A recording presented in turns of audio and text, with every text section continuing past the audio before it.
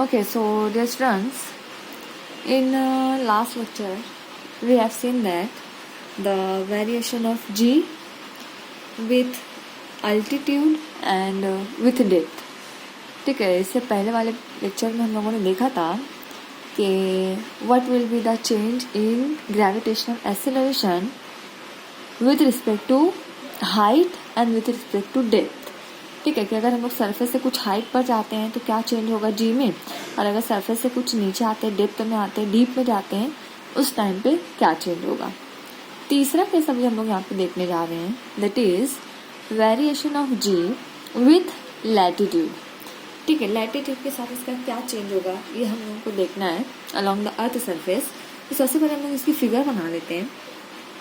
सी figure हम लोग यहाँ पे ड्रॉ कर लेते हैं.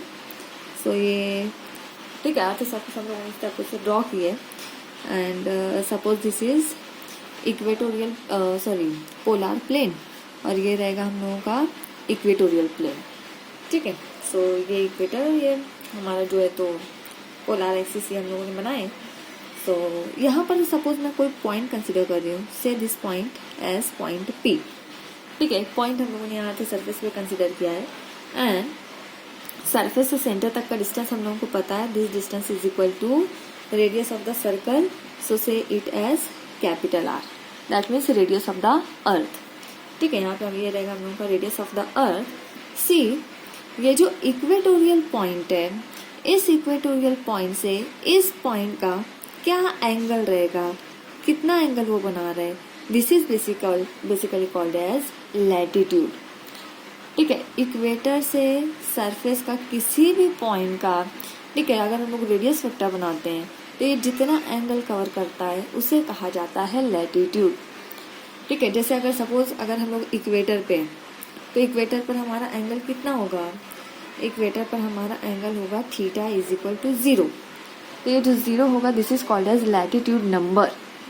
ठीक है, this is called as latitude number.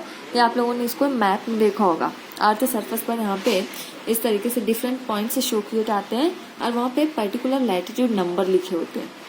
तो ये हम लोग बेसिकली कैसे बनाते हैं, पॉइंट से लेकर सेंटर तक एक वेक्टर, ठीक है, रेडियस वेक्टर ड्रॉ किया जाता है और इक्वेटर से उस रेडियस वेक्टर का जो भी एंगल होता है that is called as latitude.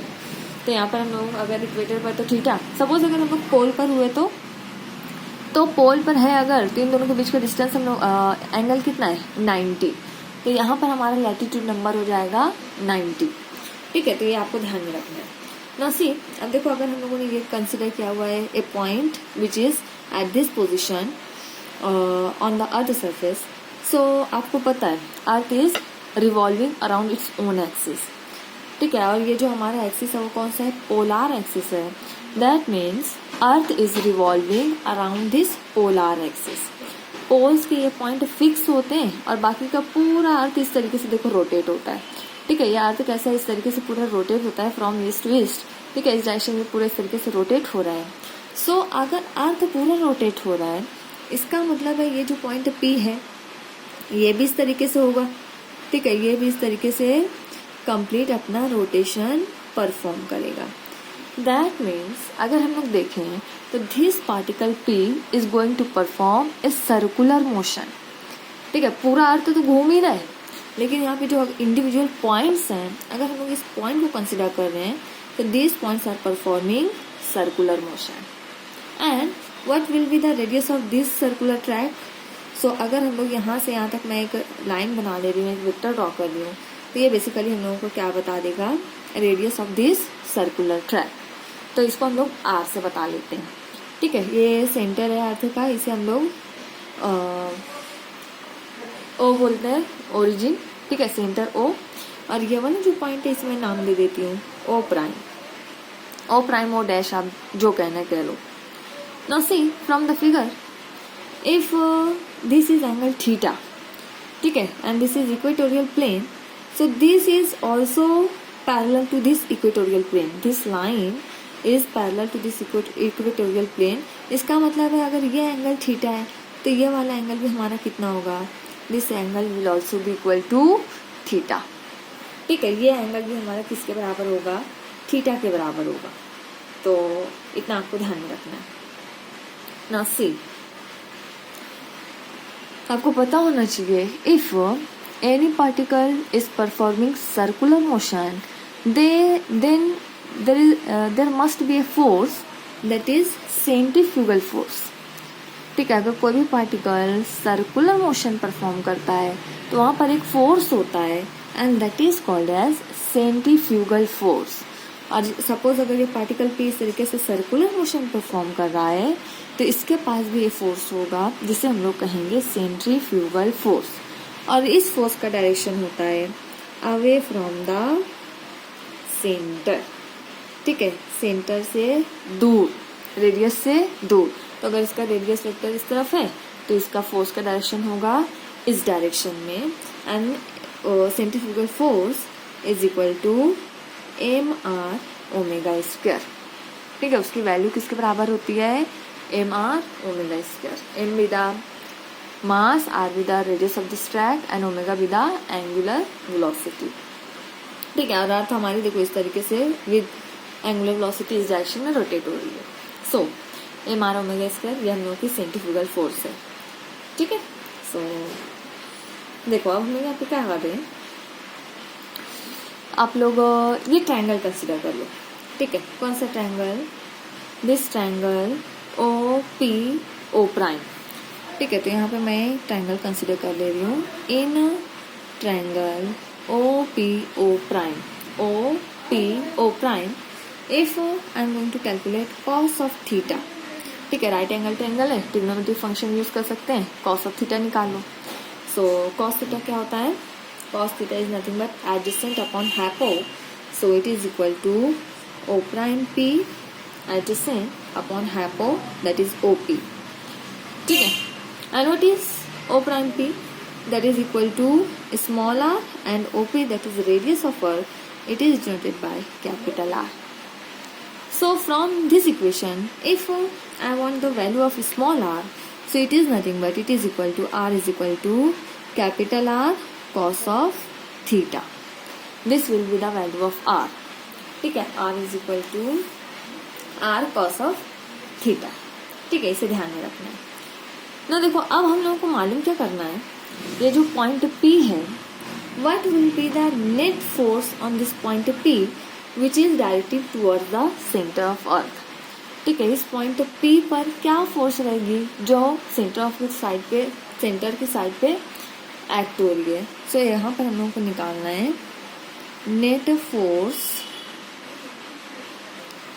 Towards the centre of earth. ठीक है, towards the centre of earth is equal to, ठीक है, इसे हम लोग कैलकुलेट करते हैं, देखते हैं कितना आता है। सो इट इज, देखो अब नेट फोर्स हम लोगों को मालूम करनी है ऑन दिस पॉइंट। अब यहाँ पे देखो हमारे पास सेंट्रीफ्यूगल फोर्स है mr ओमेगा स्क्वायर। ठीक है, इससे पहले के चैप्टर में वेक्टर एंड स्केलर, उस चैप्टर में आप लोगों ने पढ़ा होगा रेजोल्यूशन ऑफ वेक्टर। तो यहाँ पर ये जो mr ओमेगा स्क्वायर एक्चुअली ये क्वांटिटी है, इसको हम लोग दो वेक्टर्स में रिजॉल्व कर सकते हैं। One is along this line और दिस एक्सिस। ठीक है, और दूसरा जो रिजोल्यूशन रहेगा वो रहेगा परपेंडिकुलर टू दिस। तो ये इस तरीके से हम लोग इसको दो वेक्टर्स में इसको रिजॉल्व कर सकते हैं। सी, अब देखो अगर ये इसी लाइन को हम लोगों ने एक्सटेंड किया है, if this angle is theta that means this angle is also equal to theta. और थीटा के एडजेसेंट साइड पर हम लोग क्या लेते हैं, तो ये फैक्टर रिजोल्यूशन के बाद क्या बनेगा, mr omega square cos of theta. ठीक है, ये कैसे आता है आप लोगों ने इससे पहले देखा है वेक्टर एंड स्केलर में। That means mr omega square cos of theta, ये इस वेक्टर का रिजोल्यूशन रहेगा, और इसका अगर आप देखो तो mr omega square sine of theta. ठीक है, तो हम लोगों को इस वेक्टर की जरूरत है, हम लोगों को नेट फोर्स मालूम करना है। सो पॉइंट P हमारा ये है। ठीक है, नेट फोर्स इसका क्या होगा, तो force mg which is in this direction. ठीक है, बट दूसरा फोर्स जो हमारा उसके अपोजिट डायरेक्शन में, मतलब mg and this both are in equal direction. ठीक है, तो सबसे पहले हम लोग फोर्स निकाल लेंगे ड्यू टू g, तो ये हो जाएगा mg माइनस ये वाला फोर्स हम लोगों का कितना है, m r omega square cos of theta. ठीक है, और अगर ये जो नेट फोर्स है towards the centre of earth, इसे अगर मैं यहाँ पे डिनोट कर रही हूँ, if this is equal to m g prime, ठीक है, जी प्राइम हम लोग यहाँ पे शो करते हैं, so it is equal to m g minus m r omega square cos of theta. यहाँ से देखो आप एम एम एम हर टर्म्स कैंसिल कर दो। व्हाट अबाउट आर, आर की जगह आपने देखो यहाँ पर आर की वैल्यू निकाली थी, तो इस आर को यहाँ पे इस इक्वेशन में पुट कर दो, ये हो जाएगी equation g prime is equal to g minus, ठीक है, तो आर की जगह अगर हम लोग ये पुट करते हैं तो ये हो जाएगा capital R omega square cos theta, and cos theta that means cos square of theta. So basically this equation will give the actual value of g at the latitude, at the given latitude. ठीक है, जो भी आपको latitude दिया हुआ है, मतलब जो एंगल दिया हुआ है, उस पे से आप ये निकाल सकते हो। सी देखो इक्वेशन एक्चुअली क्या है हमारी, जी प्राइम मतलब जिस भी पॉइंट पर हम लोगों को निकालना है वो रहेगा net value of g. This is equal to g at the surface अगर हम लोग देख रहे हैं तो आर होगा हम लोगों का रेडियस ऑफ अर्थ, ठीक है, और omega with the angular velocity of the अर्थ, ये दोनों तो फिक्स रहेंगे। सो चेंज होने वाली जो क्वांटिटी है वो थीटा है। इसका मतलब हमारी पूरी जी की वैल्यू किस पर डिपेंड कर रही है, लैटिट्यूड पे थीटा पर डिपेंड करती है। तो यहाँ पर हम लोग केस देख लेते हैं, केस फर्स्ट, ठीक है, case first that is if हाँ पॉइंट देख लेते हैं एट पोल्स, ये वैल्यू हम लोग पोल पर निकालते हैं। ठीक है, तो सपोज अगर ये पार्टिकल हमारे यहाँ ना होते, ये इस पोल पर होता, so what will be the altitude, sorry latitude क्या होगा, तो ये देखो इक्वेटोरियल प्लेन ये है और पोलार हमारा ये है पोलार रीजन, सो दोनों के बीच का एंगल कितना होता है 90 degree. So at pole theta is equal to 90, ठीक है, और हम लोगों को यहाँ पे कॉस है, सो कॉस 90 कितना होगा, so since cos 90 is equal to 0। So इस वैल्यू में आप ये कॉस की जगह 0 वैल्यू पुट करो, देखो इक्वेशन क्या हो जाएगी, so g prime is equal to g minus R omega square, cos 90 0 है, दैट मीन्स इसकी वैल्यू आप 0 रखो, 0 is multiplied by this number, that means this whole term goes to 0, पूरी टर्म हमारी ये 0 हो जाएगी। इसका मतलब है g prime is equal to g, this will be the value of gravitational acceleration at poles. ठीक है, सो ध्यान में रखना पोल पर जो हमारी जी की वैल्यू होती है उसके अंदर कोई चेंज नहीं होता है, ना ही वैल्यू बढ़ती है ना ही वैल्यू घटती है। ठीक है, मतलब हमारी जो जी की वैल्यू है वो एज इट इज रहेगी, वो ना कम होगी ना ही ज़्यादा होगी, this two values are equal. लेकिन अगर हम लोग इसको इक्वेटर पे ले लेते हैं, so case second at equator what will be the theta, equator पर थीटा की वैल्यू 0 होती है, and what will be the corresponding cos 0, cos 0 की वैल्यू होती है 1। ठीक है, हमारी इक्वेशन ये है g prime is equal to g minus R omega square cos 1 की cos 0 की वैल्यू होगी 1, so that means it is equal into 1। Solve कर इसको, ये हो जाएगा g prime is equal to g minus R omega square into 1, so it is r omega square, this will be r omega square, and this is the value of gravitational acceleration at equator। तो equator पे देखो हमारे जी में से इतना factor minus हो रहा है, this factor had to be reduced in the from the value of g. इसका मतलब है हमारे इक्वेटर पे ये वैल्यू कैसी आ रही है, कम आ रही है, पोल पर ये वैल्यू ज़्यादा आ रही है। सो अर्थ सरफेस पर जी की वैल्यू मिनिमम कहाँ मिलती है, minimum at equator, and value of g will be maximum at pole along the earth surface. अब इसका मतलब क्या हुआ कि हमारी जो जी की वैल्यू है वो पूरी सरफेस पर, अर्थ सरफेस अगर हम लोग इस तरीके से कंसिडर कर रहे हैं अर्थ सरफेस, तो अर्थ सरफेस पर हर जगह जी की वैल्यू सेम होती है। अब ऐसा भी नहीं है, ठीक है। तो ध्यान में रखना अर्थ सरफेस पर भी जी की वैल्यू सेम नहीं होती है, इट इज़ वेरिंग। अब कहाँ ज़्यादा होगी कहाँ कम होगी, तो इक्वेटर पर, ये इक्वेटोरियल प्लेन अगर हम लोग इस तरीके से ले लेते हैं, ठीक है, तो ये जो इक्वेटर का पॉइंट है, ये पूरे इक्वेटर, इस इक्वेटर पर जी की वैल्यू कम होती है, मिनिमम होती है। और ये जो पोलार रीजन्स है ना, ये पोल और ये पोलार रीजन, यहाँ पर हमारी जो वैल्यू होती है that is maximum along the surface. तो पोल पर ज़्यादा होगी और इक्वेटर पर कम। और इससे पहले के जो 2 केसेस देखे थे उसमें ये देखा था हम लोगों ने कि ये जो अगर हम लोग सरफेस से हाइट पर जाते हैं, सरफेस से अगर ऊपर की तरफ जाते हैं हाइट पर, उस टाइम पर भी जी की वैल्यू कम होती है।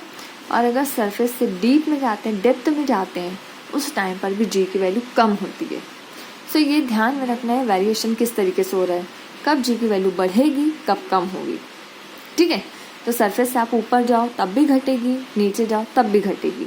ज़्यादा होगी तो सरफेस पर, सरफेस पे भी सेम नहीं होगी, इक्वेटर पर कम होगी, पोल पर ज़्यादा होगी। सो रिमेंबर दिस, इसके ऊपर से क्वेश्चन आता है। एंड 4th केस हम लोगों का है, और 4th case is the variation of g due to the shape of the earth, ठीक है। जी की वैल्यू में वेरिएशन क्या होता है वो स्टडी करना है हम लोगों को, due to the variation in shape. तो अभी हम लोग वो देख लेते हैं। 4th केस रहेगा हम लोगों का। अच्छा ठीक है, हम लोग इसको ना मैं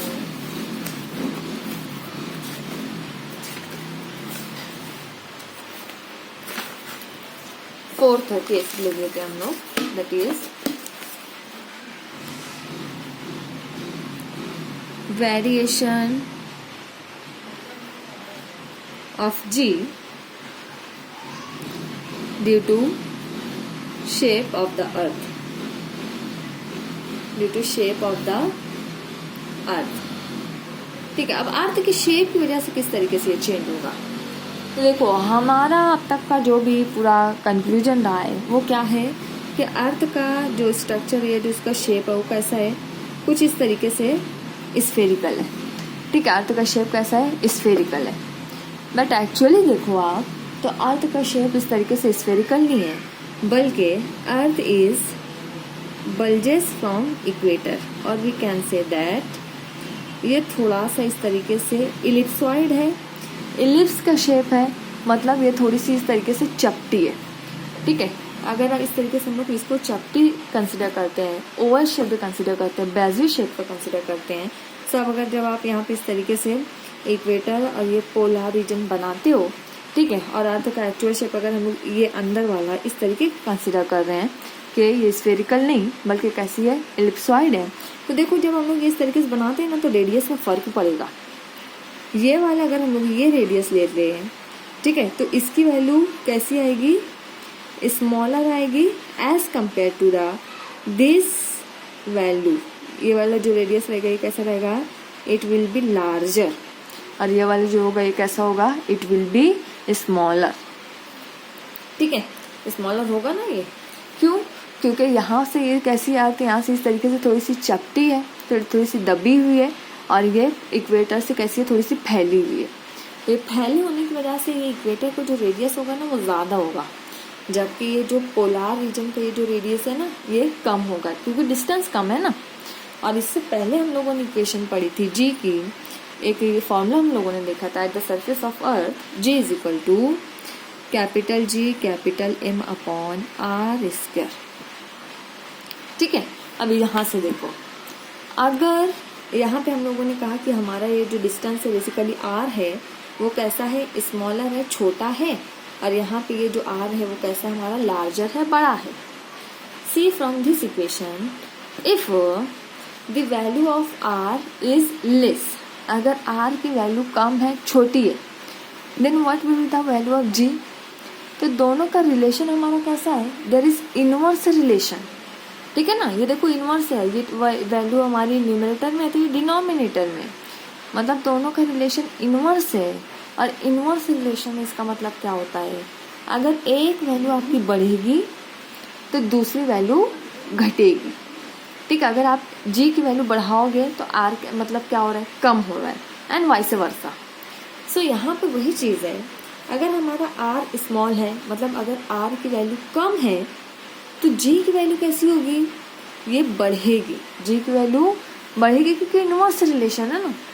तो ध्यान में रखो, अगर यहाँ पे हम लोग पोलर रीजन कंसिडर कर रहे हैं तो पोल्स पर आर की वैल्यू कम है, और अगर आर की वैल्यू कम है दैट मीन्स जी की वैल्यू कैसी है पोल पर, value of g will be maximum at pole. और यही तो अभी मैंने पीछे बताया था। सो अब यहाँ पे देखो, आप अगर हम लोग इक्वेटर पे कंसिडर कर ले रहे हैं, ठीक है, इक्वेटर पे अगर आप यहाँ पे कंसिडर करो इस पॉइंट पे, तो यहाँ पर आर कैसा है हम लोगों का, लार्जर, दैट मीन्स ये आर की वैल्यू हमारी क्या हो रही है, बढ़ रही है। अब अगर आर की वैल्यू बढ़ेगी तो जी क्या होगा, ऑब्वियसली जी कम होगा ना, क्योंकि इनवर्स रिलेशन है। सो इसका मतलब है इक्वेटर पर हमारी जी की वैल्यू कैसी होगी, मिनिमम होगी। और पीछे इसी चीज़ को तो हम लोगों ने डिस्कस किया है। सो रिमेम्बर, हमारा ये जो शेप है, शेप ऑफ द अर्थ, इस वजह से जी की वैल्यू में फ़र्क होता है, ठीक है। तो कहाँ पर ज़्यादा होगी, पोल पर ज़्यादा होगी, एंड इक्वेटर पर ये वैल्यू कम होती है, ठीक है। इस चीज़ को आपको ध्यान में रखना है, बहुत इम्पोर्टेंट है। अब देखो जी की वैल्यू अगर कम हो रही है तो इसका कुछ इफेक्ट होगा क्या हमारे वेट पर, what will be the effect on the weight of the person. तो ऑब्वियसली इफेक्ट होगा, क्यों, क्योंकि हमारे पास वेट का फॉर्मूला है, weight is equal to mg, mass तो उतना ही रहेगा, but along the surface of earth value of g is varying, is going to change, that means along the surface of earth our weight or weight of the body is going to vary, ठीक है। मास वही रहेगा, आप कहीं पे भी चले आओ, बट यहाँ पे जो आपका वेट है वो चेंज होगा, क्योंकि हमारी जी की वैल्यू क्या हो रही है, चेंज हो रही है। सो इस फॉर्मूले से हम लोग ये चीज़ भी बता सकते हैं। Okay, so remember this is the variation of g. तो वेरिएशन ऑफ जी के हम लोगों ने 4 पॉइंट्स पढ़े हुए हैं, with altitude, with depth, with latitude and with shape, ठीक है। तो चारों केसेस को आपको अच्छे से ध्यान में रखना है।